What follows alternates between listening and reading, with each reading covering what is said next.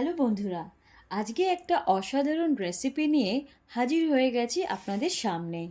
এই রেসিপিটা আপনারা খুব কম টাইমে, খুব কম ইনগ্রিডিয়েন্টসে এবং খুব সহজ পদ্ধতিতে বানিয়ে ফেলতে পারেন। আপনারা যদি মনে করেন এটা বিকালে স্ন্যাক্সেও বানিয়ে ফেলতে পারেন, কিংবা বাচ্চাদের সকালে টিফিনেও দিতে পারেন, অথবা হাজবেন্ডের টিফিনেও দিতে পারেন। তো চলুন বন্ধুরা, দেখে নেওয়া যাক কিভাবে রেসিপিটা বানিয়ে নিচ্ছি। সো গাইস, দেখুন বোথ সাইড আমি পুরো দেখে নিয়েছি, পুরো ক্রিপসি হয়ে গেছে। এরপরে আপনাদেরকে ভিতরের অংশটা দেখাবো।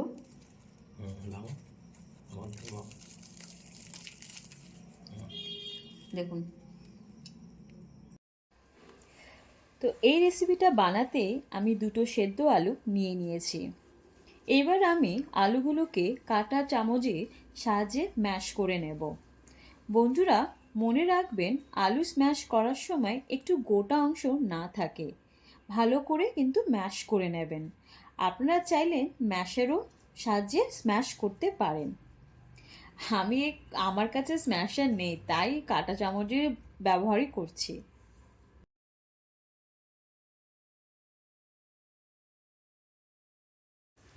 এইবার আমরা একটা ডো বানাবো। প্রথমে একটা বাউল নিয়ে নিচ্ছি, তার মধ্যে আলুগুলো দিয়ে দিলাম।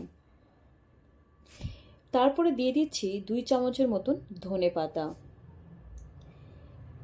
এইবার দিয়ে দিচ্ছি 2 চামচের মতন চিলি ফ্লেক্স।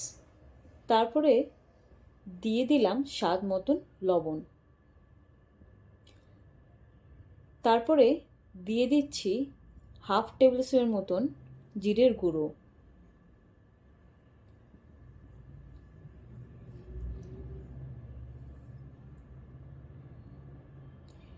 এবার অ্যাড করছি 3 টেবিল স্পুন কর্নফ্লাওয়ার।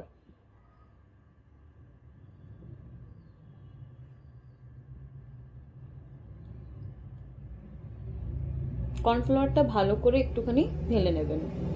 অ্যাড করব 2টো স্লাইস ব্রেড। এইবার দিয়ে দিলাম সামান্য জল। বন্ধুরা, সামান্য সামান্য করে জল দিয়ে ডোটা মাখতে হবে। বেশি জল দিয়ে দিলে ডোটা অনেক নরম হয়ে যাবে, ভালো শেপ আসবে না। চলুন বন্ধুরা, ডোটা মাখিয়ে নিই।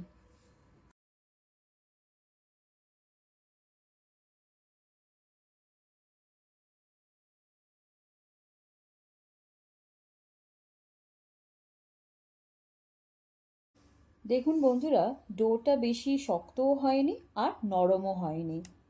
বন্ধুরা, আমার ডো বানানো তৈরি হয়ে গেছে। এবার আমি এক প্রপার শেপে দেব।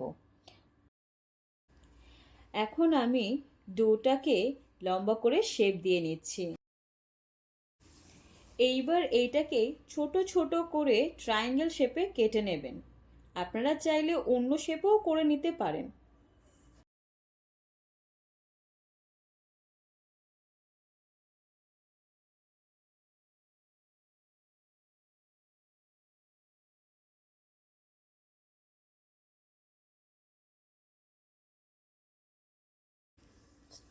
দেখুন বন্ধুরা, এটা কত সুন্দরভাবে প্রপার ট্রায়াঙ্গেলের শেপে এসছে, কোথাও কিন্তু একটুও ভেঙে যায়নি। এবার আমি খাবারটাকে ভেজে নেব। প্রথমে কড়াইতে রিফাইন অয়েল দিয়ে দিলাম। এই রেসিপিটা কিন্তু খুব চুবো তেলে ভাজতে হয়, তাই একটু বেশি পরিমাণে তেলের প্রয়োজন পড়ে। ফ্রাই করার আগে একটু চেক করে নেবেন যে অয়েলটা কত পরিমাণে হিট হয়েছে। তার জন্য আমরা খাবার একটু ছোট টুকরো তেলে ছেড়ে দিলাম।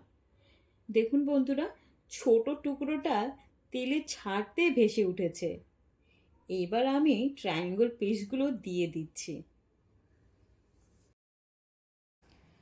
একটা কথা বলে রাখি বন্ধুরা, তেলে দেওয়ার সময় মনে রাখবেন একটার সাথে আর একটা যেন লেগে না যায়।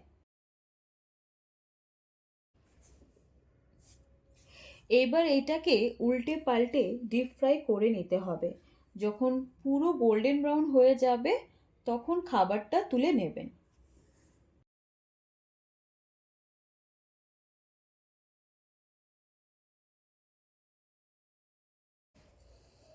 দেখুন কত সুন্দর লাগছে, এটা পুরোপুরি গোল্ডেন ব্রাউন হয়ে গেছে।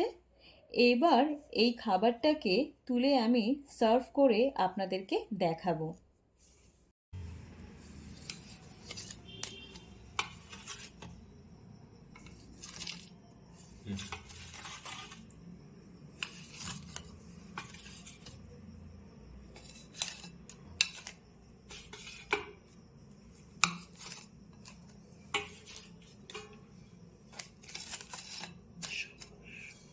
সো গাইস দেখুন, বোথ সাইড আমি পুরো দেখে নিয়েছি, পুরো ক্রিপসি হয়ে গেছে।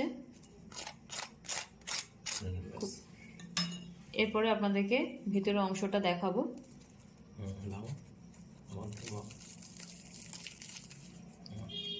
দেখুন। তো বন্ধুরা, যদি আমার এই ভিডিওটা ভালো লেগে থাকে তো অতি অবশ্যই আপনারা লাইক করবেন, শেয়ার করবেন আর কমেন্টসে কিন্তু নিশ্চয়ই জানাবেন। আবার দেখা হবে আর একটা নতুন রেসিপি নিয়ে। Till then, bye by.